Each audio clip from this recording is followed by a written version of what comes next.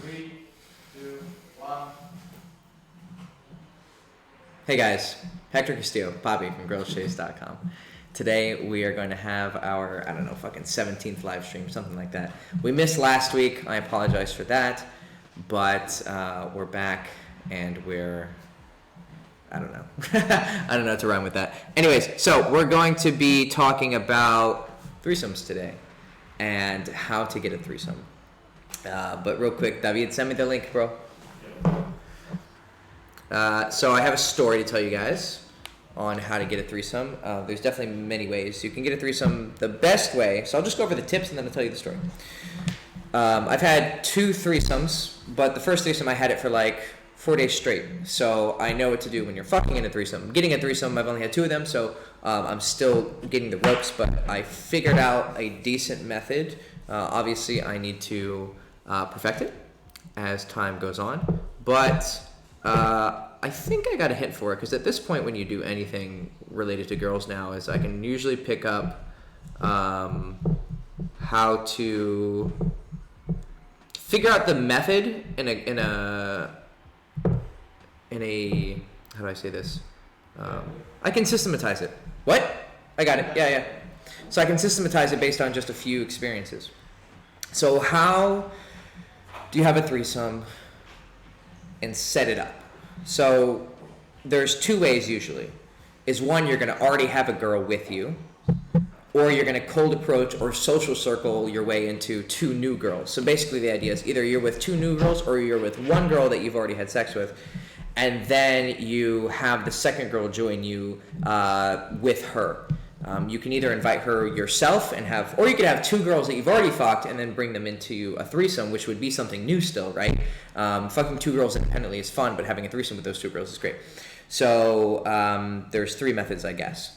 The way that I did it was, the first time I had a girlfriend, and the second time I had a lover, and she was open to having a threesome, so we went out and we found a threesome.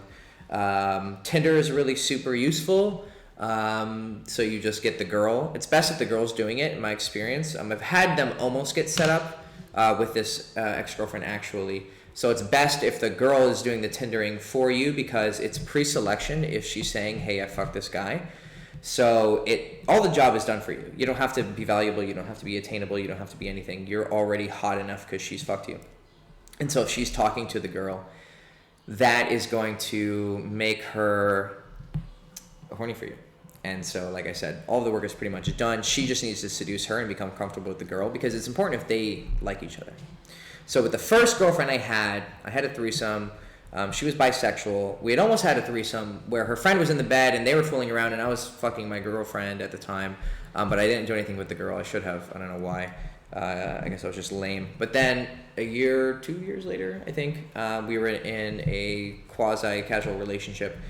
And I told her, look, I want to have a threesome. She's like, okay, no worries. And I was bartending down a few hours away from my college town. And she said, okay, I found my friend. We've had threesomes before. We're going to come stay with you. And so they stayed with me for 4 days straight. And so for 4 days straight, I had threesomes. And it was pretty simple. She just showed up and we started talking, and then they took a shower together, and then yeah, so I learned technically how to have a threesome. Quick tips: it's not about you, it's about the girls. You want to make sure that the girls are enjoying themselves, especially if it's like a girlfriend that you're with. Then you want to make sure it's about her and she's the focus. But it's about the girls. You're going to be having a great time regardless. Trust me. It's a lot of fun. It's very tiring though. And then you need to lead though, right? It's about the girls, but you have to lead. You're the man. You need to control the girls what to do. And so the very simple things is, when you're doing foreplay, you're making out with each other. They can take turns sucking your dick, and let's say one girl's kissing you while the other girl's on her knees sucking your dick, and they switch, or they can both suck your dick at the same time. That's a lot of fun. And then you want to fuck one girl, usually doggy style, while she's eating the other girl out, and then you do vice versa. I like to have me fucking one girl and the other girl watches. I think that's super hot, and it gets her voyeuristic fantasies going, and then you can just focus on one girl while the other girl is just enjoying the view of you dominating another woman and fucking another woman good. And that's super exciting. I like doing that. And then you can do where one girl's riding you and the other girl's riding your face and you're eating her pussy while they make out. You can also have them do 69, and then you can transition from fucking one girl and then putting it in her mouth. Or you can have the other girl on the bottom with her face up so that your dick is just like sliding across her face while you're fucking the other girl. There's a lot of creativity that you can pull off. You could also have them both on their knees and just like dominoes fuck them, like fuck this one, then fuck that one, and then just, domino effect.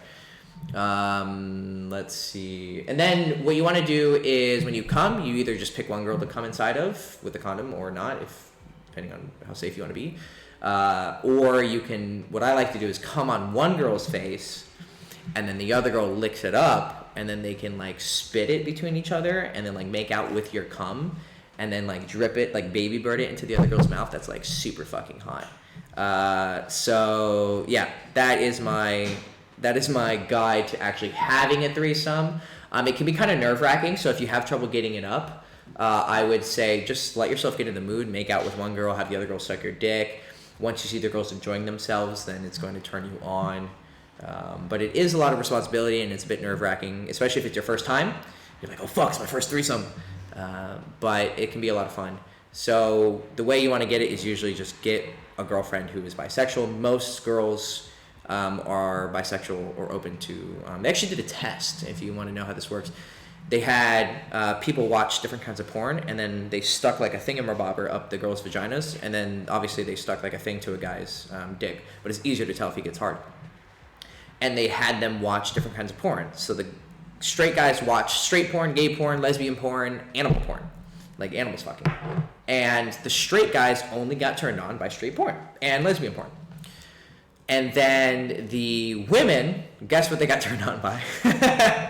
All of it. All of it. They got turned on by straight porn, they got turned on by, they got turned on by gay porn, by lesbian porn, and from animals fucking. Yeah, it was like an experiment. Yeah, they stuck like a thing. Because the woman, and then what they did is they asked the woman if they liked it or not, right? Like, do you like this? Like, do you like the gay guys fucking? And they'd be like, no. But then the machine could tell that her vaginal cavity was like secreting and it was getting fucking wet. So they weren't even consciously aware that they were getting turned on. I think that's just because women need to be primed to get impregnated at any time, and they want to be turned on by anything. Because if sex is going on around them, that's evolutionarily gonna trigger them to reproduce. Maybe they think of the concept of sex and not the act of sex. That's another good point. Sentimental stuff. So for them, sex is sex doesn't. I mean, you don't need a person or something. It's a fantasy, right? Yeah. That's okay. So what I was explaining was the evolutionary explanation, but that's a very good romantic, mental, psychological explanation. Yeah.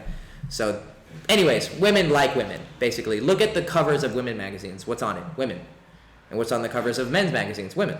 Everyone's obsessed with women. So women definitely want to hook up with women. Even if a girl's not naturally attracted to women, if she's in a scenario where she's turned on, female sexuality is very malleable. So you can have a girl, she's like, I'm not really into girls. But then she sees you making out with a girl, and then that girl sucking your dick, she's going to get turned on and start sucking your dick. And then she's going to start kissing that girl, and then you're going to create actually neural pathways.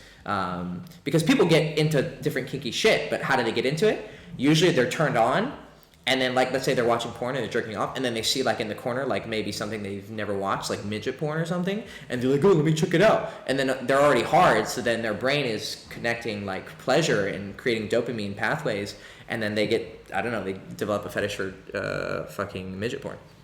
So, anyways, that was a long digression. Women are into threesomes, so get a girlfriend who is open to it. You can make her more open to it by suggesting that, I'm very flirty with other girls even if I have a girlfriend, because that's just who I am, and they know that, they accept that. It's not meant to disrespect them, they just know that I'm a fucker and I want to talk to a lot of girls.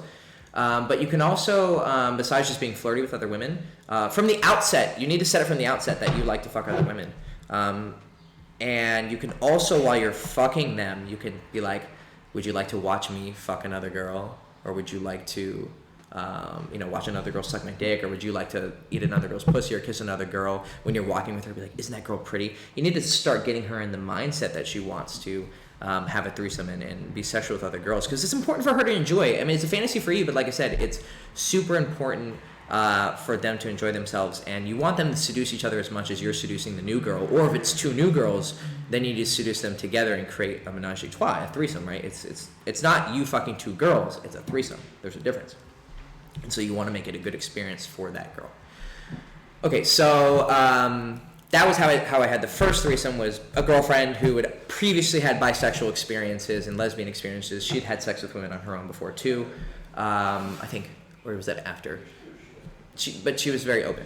So that was kind of easy for me to set it up. So the second threesome, I was with a girl, and she was interested in women, but hadn't yet taken the plunge. But we had really good sex, and we liked each other, and we care for each other very much. And so we were walking around the city, and we were going to have dinner. And we had been looking on Tinder, and we had been thinking about it, and she's open to it, but she's still kind of nervous. And so I had to lead hard, and we ended up walking by this very beautiful girl. And she noticed her first and said, wow, that girl's really pretty. And I didn't notice her, and I'm like, wait, what? And I turn, and I see just her, like, her profile, and then her body and her fashion. I'm like, oh, I can tell she's hot. I can usually tell if someone's attractive just from the back because, you know, been doing this for a long time. I run up to her. But before that, my girl was like, what? You can't just like walk up to a random person on the street. And I was like, well, why not? That's what I do. Because she hadn't yet seen me do day game. And I was like, no, it's okay. And she's like, grabbed me. She's like, no, you can't do that. And I was like, just relax. I got it. She's like, oh my God. And so I run, and I walk up to the girl, and boom, there's chemistry. I'm like, hey, you know, me and my friend, we saw you. We both thought you were beautiful. So from the beginning, it was a team effort. And she's like, oh, thank you. And I started talking to her, and then I got her phone number, and then we texted, and then me and her went to grab dinner, and then we grabbed drinks, and I'm like, hey, come visit. And she's like, okay, I'll be there soon. So she shows up. When she shows up, she's like, oh, so you're a pickup artist, because she saw my Instagram too. And she's like, I was like, oh, okay. But then my girl made a good point. She's like, well, you're still here. And I was like, yeah, she's still here, so she's open to it. And, you know, we played the game. I can go into the details of the seduction, which would be a good story in and of itself. But basically, it was me flirting with her first, because she was totally new. And then once I knew she was interested, I had to make sure that they were interested in each other. And so we got on that topic by us having sex, because we very quickly talked about sex, because that's just the style that I have. And then at some point she's like, so have you guys fucked? And we're like, yeah, you know, blah, blah, blah. And then it started that conversation. And then... how did I really bridge the gap? Oh, I actually just straight up asked, have you ever had a threesome? And she's like, no, but, you know, what did she say exactly? Did she say maybe? She's like, I thought about it, but I don't know if I'm into it, because I don't know if I'm into girls. I've made out with girls, but I haven't, like, had sex with a girl. That's what she said. And so I kind of just said, well, hey, you know, we can have one, or we should have one. And she immediately was like, no, I'm not interested. And then she started playing this game where she's talking about how she only likes tall guys, and I'm not tall. And I was like, yeah, you know, I'm short, so we can't make it work. She's like, yeah, we can't make it work. And she said, I guess I'm telling this story now. She said, oh yeah, my pussy's really tight or something like that. And I'm like, well, I got a big dick, so that's going to be a fucking problem. And so she was rejecting me, and so what she said was, I have a small pussy, and I was like, okay, I have a big dick, and it's not going to work. And I was like, yeah, we can't have sex. So now I'm rejecting her. But obviously we're looking at each other and we're smiling, so we both know that we're like white lying, or we're just joking. And then we made this really strong eye contact, and that's when it was on, because she knew that I knew her game. And then we played Never Have I Ever, and obviously I got out first because I've done too much shit. And I made a rule that two other people have to kiss the person who loses first. So I got out, I kissed my girl, and then I kissed her, and then it was pretty much done deal from there. And she went from saying, no, I'm not interested in it, to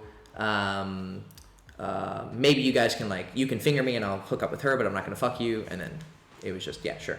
But it was just a war of attrition, and she was a part of it. She was very enthusiastic about it. She was having fun, and she knew that what was happening. She was fully aware of what was going on the whole time. But of course, sometimes you still have to play that game of pretending you're not interested, because that's what women have to do. But eventually she was interested, and I remember going to the bathroom and coming back, and they were making out on their own, so perfect. And what I told her is sometimes the other girl would go to the bathroom, and I told my girl, I was like, look, you have to be involved in this. You have to seduce her because you two have to like each other because, like I said, it's a threesome. It's not you just fucking two girls, it's a threesome. And she's like, okay. And she started to pick up on it. And actually, at first, she was very surprised by my game because she had encountered it when we had our first date. But it's very different to see something yourself because you're kind of locked in the spell and then seeing something from a third person. And there was times when I was being really direct with the other girl and she's like, stop it, like, oh my god, you're just like telling this girl you want to fuck her, like, just randomly. And I was like, just relax. And then she started to see how it worked, how I just like plant the seed in your head. But I'm being honest, I'm not even playing any sort of like special game. I'm just straight up telling you, like, we could have a threesome, or, you know, your lips are really nice, I'd like to put my dick in there, like, just straight up like that. And she's like so surprised, but eventually she saw how it was working and how the idea started to grow and grow and grow and grow. And then I wouldn't break frame and I wouldn't fail her shit tests, so she would continually be okay with, because basically a frame is like, here's my idea, she's like, no, but she's still there with you. So you just continue to show cool qualities and you continue to be attractive, and then she throws shit your way and she's like, you know, you're too small, you're too short for me, or whatever. And I'm like, oh, I'm gonna fuck, like, yeah, I am. Right? And then what happens is she goes, okay, this idea he had in the beginning, I didn't believe it, like that he was cool enough for it. But now he showed me through like this now hour-long conversation, he is a cool guy. Maybe I should think about that proposition that he gave me earlier. That's game. So it's fun. They're all involved with it. There's no Jedi mind tricks, but you do have to be skillful at expressing yourself and skillful at introducing themes and reading emotions. But that's how the dance went. And then we were just like, all right, let's go fuck. So we went home and we had an amazing threesome. She was a very, very beautiful girl. Very, very beautiful to watch her in ecstasy. And yeah, so that's how I pulled off another threesome. So it was I have a lover, but then I day gamed one girl and then brought her on a double or triple date, I guess, technically. And then we seduced her together and brought her over, and I led it as well. And it was very, my favorite part was them watching each other, or watching me fuck the other one. That was super hot. I loved that. That was I was at one point was fucking one girl. She was my girl was watching, and then she looked at me and she said, I want to watch you fuck her. And I was like, yes. That was like music to my ears. And then it was adorable. She was like on the edge of the bed, like watching like it was a porn. Like she was straight up like this, like, you know, like she's on Pornhub. And I was like looking at her like, yeah, you like watching me fuck. Beautiful, beautiful, beautiful, beautiful. So, yeah, that was how I had a threesome, and that's how you have threesomes. So I went over the technicalities, how you actually fuck, how you get it. Other ways to get threesomes: a cold approach threesome, like two random girls you never met. I know someone who's done that. Alec from our, he actually came to Bucharest and had a cold approach threesome. So he would be the person to ask for that. I'm sure at some point I'll pull that off, but I don't know quite how to do that. The closest I've had to that was a social circle threesome. It was two girls I'd never had sex with. Well, the one girl I'd fingered her and made out with her, but I didn't fuck her. And then we were walking home from a party, and I brought up the idea of a threesome. And at some point, they're like, yeah, well, we haven't found the right guy. And they kind of looked at me. And my dumbass, because I was a dumbass, was thinking, oh, then that's not me. Like, they were challenging me. But obviously, they were saying, we haven't yet found the right guy, so wink, wink, that means it's you. But I was so fucking stupid, I didn't take the hint. Anyways, that was the closest I got to a social circle threesome, but it's definitely the easiest when you already have a girl you're fucking, because like I said, it gives you the pre-selection of, that girl doesn't even need to have you game her. She's already like, this guy can fuck bitches, so that must mean he's got good dick and he's a cool guy. So he's already attractive enough. Now we just have to make sure that, I don't know, they're not crazy. And then at that point, it's just instant. You just go to the top of the line or the front of the line, and she's ready to fuck you already. But it's still fun to have the seduction, and, you know, if you have to have a date or, you know, hang out or whatever, it's an exciting experience. But the best is if you have a girl that's already fucked you, because that girl knows you got good dick. And it's even better if that girl can just bring girls for you. But for her to do that, she has to have some experience, be confident enough to game other girls and know how to game them and get them to want to fuck you. You can do it through Tinder, you can do it through Social Circle, there's a lot of different options, but they're amazing. Threesomes are great. I love them, and I look forward to having more of them.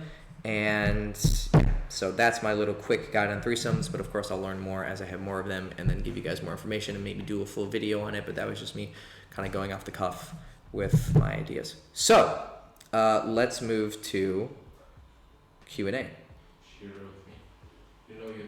I'm a Jedi. I'm a fucking Jedi. Like, I know this shit. You guys don't know the context, but I basically just predicted something, like, within, like, 20 minutes of it happening. Like 6 times? Yeah, this is a 6... 2 months? With him, I've predicted literally, like so many things. I'm like, this is going to happen this. And he's like... This is so fucked up. I told you. She wrote me. Yeah, I guessed it. Okay, let's move to... I'm going to move to Q&A. So if anyone has questions, go ahead and ask them now. Did anyone on here? What's the best way to pull chicks in high school? I don't know, bro. I didn't get girls in high school. Okay. Let's see what we got going on here. Da-na-na-na-na-na. So, okay. First, second. Hector, why do I feel lame when I get rejected? Because you're saying, what's happening is that I get rejected, that must mean I'm worth rejecting, so that's my self-worth. It's just like a quick sequence of logic. The way that you get over that is that you have so many rejections that you prove to your own mind that rejection doesn't reflect who you are, it only reflects how you're coming off. Because let's say you are you for that day, and we all change, our bodies change, our cells are dying and regrowing, like technically on a very extreme philosophical level, like we're never the same person, and you could even argue that we're not even a person, but I don't want to go into some weird fucking philosophical rant with you. But basically you can have like you today, you have one approach, it goes bad, she thinks you're a fucking weirdo. Then you have another approach and you fuck a girl like 10 minutes later. You're kind of the same person, right? But what happened was you just changed your expression of yourself, because no one's ever going to know what's going on in here. They're only going to see what you present to them via the 5 senses or the 6 senses, because I subscribe to that philosophical framework of that's how the ancient Indians around the Buddhist time, they called it the 6 sense fold system. Like, your thought is actually a sense and people can feel it. And that's what I think vibe is. When someone has a vibe, I think what you're doing is you're picking up on their thoughts, but I don't know if that's true. But it seems to be consistent, because I've seen how when you're thinking, like, you can actually change situations or change how people react to you in the moment. So, the fuck was I talking about? I completely lost track. Oh! When you're getting rejected. So if you're getting rejected, you need to not think that it's you, it's just your expression. And so you're feeling bad because you're still making the illogical conclusion that this situation defines me. And what you can do is you have to just zoom out. Then you're like, okay, these situations, plural, define me. So I'm a kind of guy who has like 4 bad scenarios, but 1 good. But that good one is an amazing one, and those 4 bad ones were just some girls like saying, I'm not interested.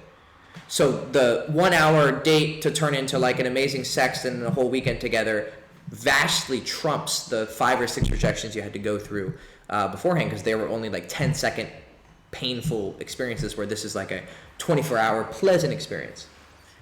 So when you are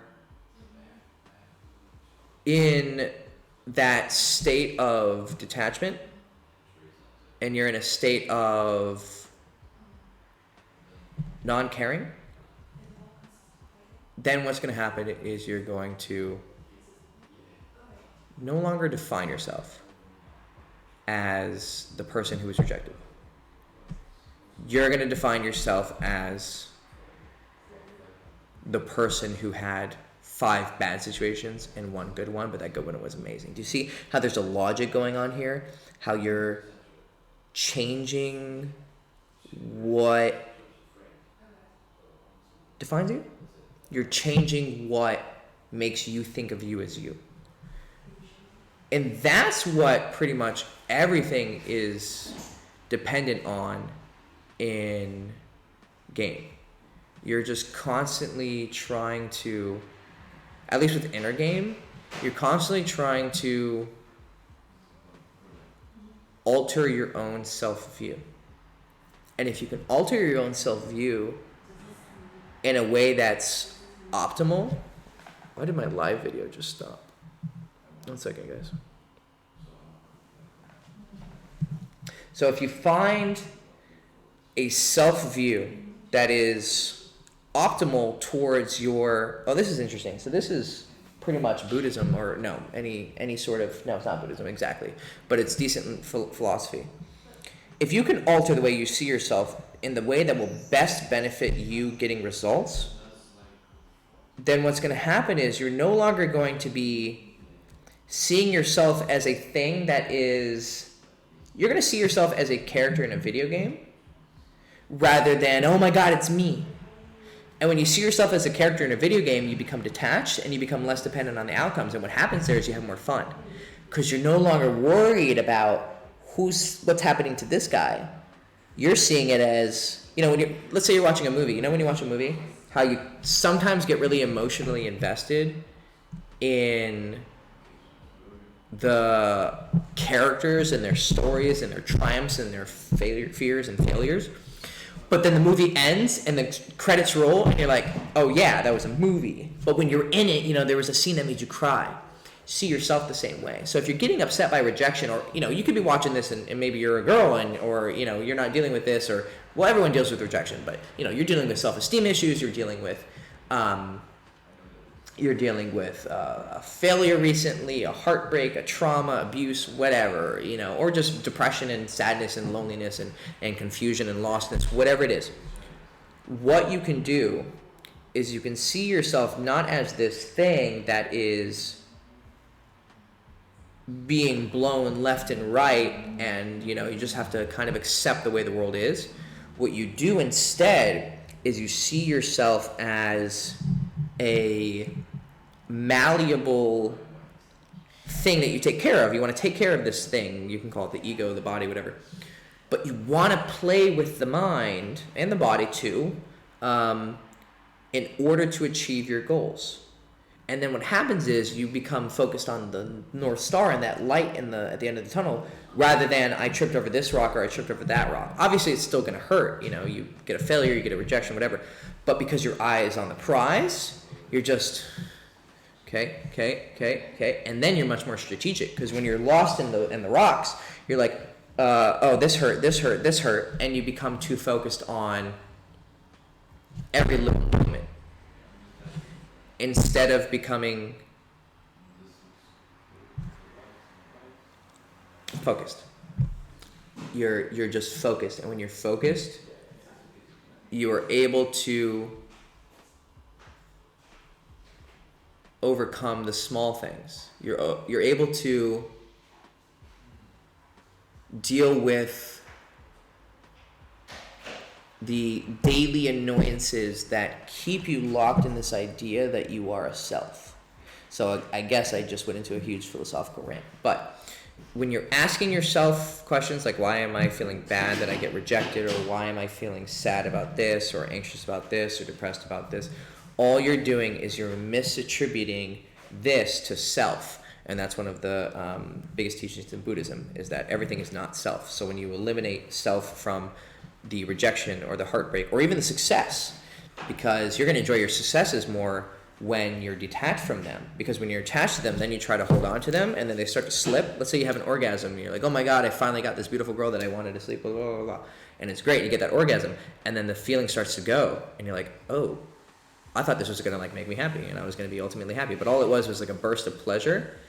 And then what happens is you're like, no, I don't want this to go. No, stay here. And you're like, let's have sex more, which I totally advise. You should keep having sex. But you crave it, and you crave it, and you crave it.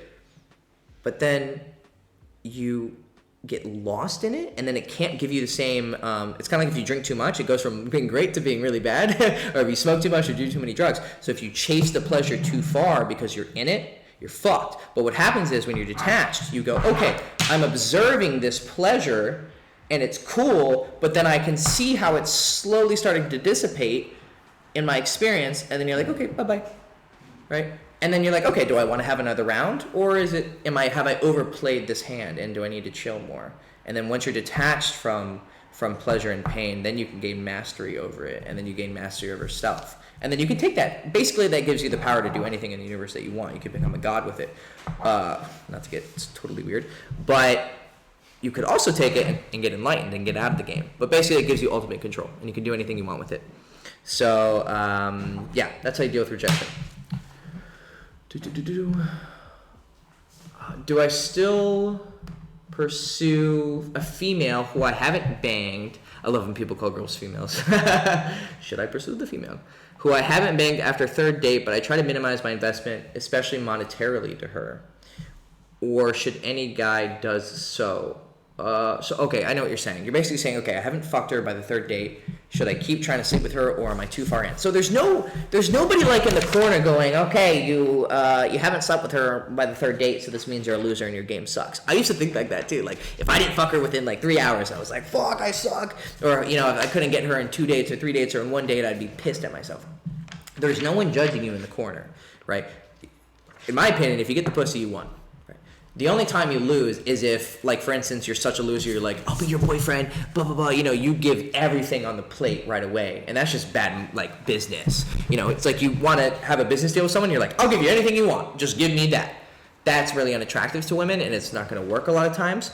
But even if you do get pussy because you offered commitment or you put way too much, like, you were, like, I'm persistent and I'm passionate, definitely. I'll run after a girl pretty hard. But I won't cross the line of self-respect. So as long as you're not humiliating yourself and you define that. Some people would define what I do as kind of humiliating. Like I'll text her one time, don't hear from her, text her another time, but it works. I'm just very passionate, and girls, they'll give me shit like, you never give up, do you? But they like it because girls like to be lusted after. It makes them feel good. But I have limits. Like if a girl's being rude or she's totally ignoring me, like I'm getting nothing, then of course I can go talk to 30 more new girls. But if you're on a third date with a girl and you have to go to the fourth date, as long as it's not cutting into your time with other women, which is probably it will if this isn't your life. For me, I'll just try anything because this is my life. I spend 24 hours a day doing this. But if you have a normal job and a normal life and this isn't everything that you're doing, then you need to start thinking with your time smart. And still, I think with my time, I'm not going to go after bad investments. Like I want to go after the girls who like me and who are excited to spend time with me. But if she's really hot and has a great ass, I'll give it a couple tries because I'm a dog. But if you have a normal life, then yeah, you need to think very strategically. So you probably shouldn't be chasing her after a third date. Also, how in control of your emotions are you? I'm pretty in control of my emotions. I can get really deep into my affection for a girl, but if it doesn't go well, I'm over it in like a day.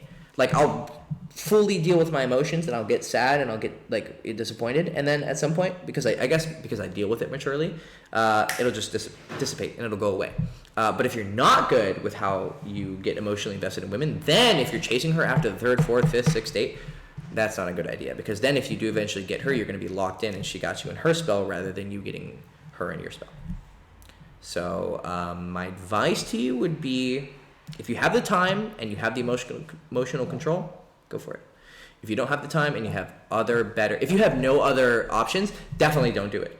If you have a bunch of options, yeah, sure, why not? It's kind of like investments. Like you put an investment in the good one and the good one and the good one, and here's like a really risky one, but if it turns out to be cool, hey, who the fuck knows? Let me give like $2,000 to this random startup, and then it ends up being Uber or something. Who knows? But if you have a lot of options, then you can throw it in. But if she's like one of the only few girls you're chasing, then what's going to happen is you're going to go and get way too focused on her, and you're going to build her up in your mind and make her this big prize that you have to get, and that's not good for you or for her, because no girl deserves to be pedalized like that and put on some impossible level, and it's really unattractive to her as well, because she doesn't want to be with a man who's like, oh my god, you're so amazing. Like she wants to be with a man who appreciates her, but who is he doesn't need her.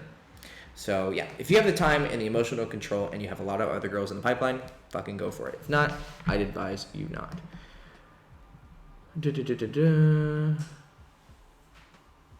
About texting. I read Chase's last article on texting. I see that his texting is more stoic and uses correct grammar, capital letters, comma, etc., while you advocate the opposite. It's just a difference in style, or if so, is one better suited to a specific type of game?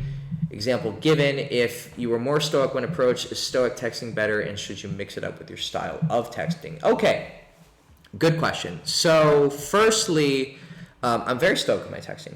Actually, But what you probably see is sometimes I'll be so I'm bipolar with it. I'm either like, yeah, cool, okay, see ya, bye, like that, or I'm like, how are you? You know, smiley fucking faces everywhere, and emojis, and devil emojis, and water gun emojis, and cum emojis. I'm very expressive with my emojis. I'm very emogetic, but I'm also very stoic. So I actually, if you're having a normal conversation, then you want to be stoic. And if I have a woman who's like sufficiently like into me, I'll be normally just stoic, just to keep my masculine frame. But then I care about girls and I love women a lot, and I want to tell them that I like them. I want to tell them, you know, if I see their like a post on Instagram and they look beautiful, I'll just send them like their own picture and I'll be like, oh my god, you're so beautiful, and put like a bunch of heart emojis, because I'm like that. Chase is just a chill dude. You've never met him. So you don't know, but he's just very, very, very relaxed. So it would look weird if he was texting a girl like I do. But for me, because I have his personality, but also the extreme opposite, then I oscillate between the two. But usually when I first text a girl, I'm usually quite expressive. Hey, smiley faces, nice meeting you. And there's nuance there too.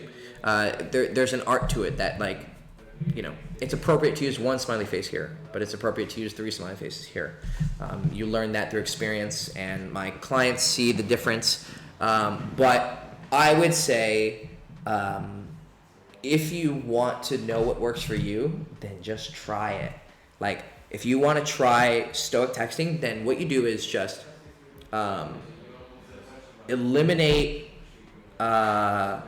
but the grammar and the capital letters. Okay.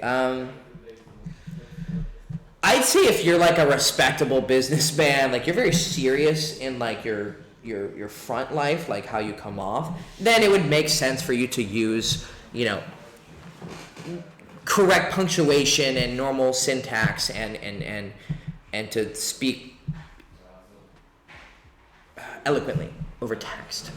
But even then, I would say you would want to compensate that with short, terse communication.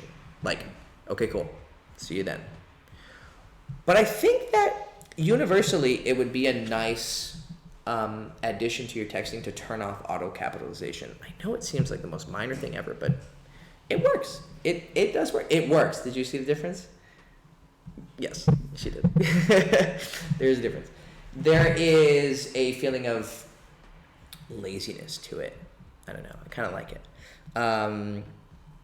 Misspelling. I wouldn't purposefully misspell something, but if you do happen to misspell it and they're going to know what you mean, you just put like a Z instead of an S, or you put, I don't know, an extra A because you tapped it twice on the keyboard. What the fuck ever. Just send it. You know, you don't have to be perfect and professional. Unless it's a goddamn business email. Who cares? So that's what I would advise you do with texting. Turn off auto capitalization, but if you're really intent on being, I don't know, sophisticated, but I have a fucking degree in literature and philosophy, so I don't know how more like sophisticated when it comes to writing you could get. So if I can be a dumbass over texting, then so can you. You know, the only thing stopping you, I guess, is your self-image and your pretension. So I advise going with what works first, but if it doesn't fit your style, then go ahead, do whatever the fuck you want. But you're gonna have to calibrate. You have to change it. I opt to do very passionate, wordy texts, and then I switch and just turn into very simple, non-wordy texts. So I'll send a big, hey, I was thinking about you, and we should totally grab a coffee this week. It'd be fun, smiley face. And then she's like, yeah, okay, cool, that'd be great. And then I go, okay, cool, let's meet here this time. Yeah, cool, boom, done. Like, just boom, boom. So very passionate, give the emotions, and then I go to business. That's just how I communicate in person. Anyone who knows me, I'm either talking my fucking ass off like I am now, or I'm just sitting there like, yeah, cool. That's just my personality. So do what works, but of course adapt to your personality. Who's your favorite MMA fighter? Well, I trained with Chris Lieben, the Crippler. He's awesome. He's a cool dude. He's doing bare knuckle boxing, so I'm a big fan of him, obviously, and I like his fighting style. It sucks to get hit by it, but I like it. He just like doesn't give a fuck. Like, you just be hitting him, he's like, okay, let's go. And yeah, it was cool. Got my ass kicked quite a few times. Let's see. Obviously, I'm a big McGregor fan. I know everyone's jumping off the hype train, but I liked him ever since the Aldo fight. I didn't really know who he was, but then I was at a bar, saw the Aldo fight, and I was like, okay, this guy's got something special. He moves really fluidly. Then I would say Fedor Emelianenko. He is all-time greatest heavyweight ever. He was in Pride. For those of you who are a little bit younger, look him up. I like Sakuraba. I think that was the guy who beat all the Gracie brothers. They were kind of like the kings of MMA. No one could beat them, and then he beat them with submissions too, and they were jiu-jitsu, so it really like spit on their face. Who else do I like? Anderson Silva. I like him, but he's not my favorite. I would say McGregor, Lieben, and who's the other one? I like Stephen Thompson because I come from a Taekwondo background and he comes from a karate background, and he's just able to do really wild big kicks because he's that good. And even someone like Tyron Woodley was like really careful around his kicks. Like Stephen Thompson is fantastic welterweight, so I'm a big fan of him, and I like his style. He's just not afraid to throw things out. I think he beat Tyron in the first match, but then he obviously lost the second one. So yeah, those are my favorite MMA fighters. Is Chase on Instagram as well? No, Chase is super low key. It's just on the website and on the product. What's the best way to pull chicks in high school? Like I told you, dude, I don't know. I think honestly, it's all the same. High school is just very concentrated social circle game, because if you're a loser, like you're a loser. Right, that's what happened to me in high school. Once you're in the loser pack, you're in the loser pack. Like it's very hard for you to branch out. Whereas somewhere in college or in real life, you can just get a new social circle. But in high school, it's so small and concentrated that they're gonna know who you are, and it's very hard to break out of a stigma or a stereotype once you're locked into it. So I would say the best way to get laid in high school, just from what I saw from the guys who did get laid, and I didn't get any action in high school till like my last semester, but I did get a lot very quickly. I would say if you haven't already been popular, then you need to do something that's going to make you popular. So I would say kind of retreat from school and then join some other like clubs or activities that are going to help you increase your social skills. Then you're going to be like training over here, and then when you go to school, you're going to be like constantly improving. And then people are going to notice your change. And then all you have to do is get invited to one party. That's when my high school reputation kind of started to change. Is like the second to last semester, I got invited to like a party, and everyone's like, "What the fuck? Why are you here?" But then like they started to like me a little bit more. So it's pure social circle game. So yeah, I guess just apply the techniques that I learned in college. Reputation, hang out with the cool kids. But like I said, if you don't have the social skills to pull it off, what you want to do is, or you can join the sports team. If you join like a sports team of the high school, wrestling's a really good sport to kind of just jump into. I mean, it's very, very hard, and the workouts are even harder than football workouts, but I did wrestling in high school, so I didn't leverage it, unfortunately, to get I was friends with guys who were partying, but I was such a goody two-shoe. I was like against drinking and against drugs, so I was super not about partying, but I knew the people who were partying, so all I had to do actually was just kind of ask them to go out. But same thing with college or with life. You just got to find that one person who has the connection, get invited by them to a party. My earring just got stuck on my fucking shirt. Okay. I was like, why is my ear getting ripped off right now? Get invited to that one party or that one group, and then you can leverage it. There was one example of something I did smart. It was in high school. I had one friend who was at like the cool table, and one day I went to go join him, and I was kind of on the outskirts of the cool table. So I was like at the edge. So I wasn't talking to the cool kids. I was just on the edge. It was a very cool physical representation of how the social strata was actually working out in real time. And so I sat on the edge of it, talked to them. I kept sitting there. And then because I got